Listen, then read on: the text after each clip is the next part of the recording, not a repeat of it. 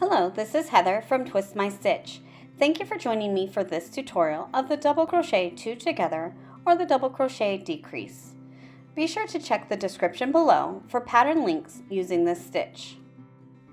To work this decreasing stitch, first you'll yarn over, insert your hook into the next stitch, yarn over, pull up a loop, yarn over, pull through 2 loops, yarn over, insert into the next stitch, yarn over, pull up a loop, yarn over, pull through 2 loops, yarn over, and pull through all 3 loops on your hook.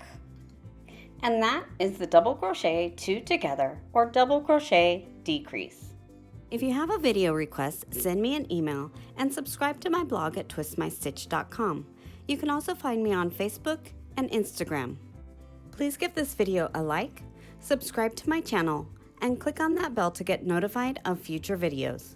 Thank you for watching, and now go twist my stitch.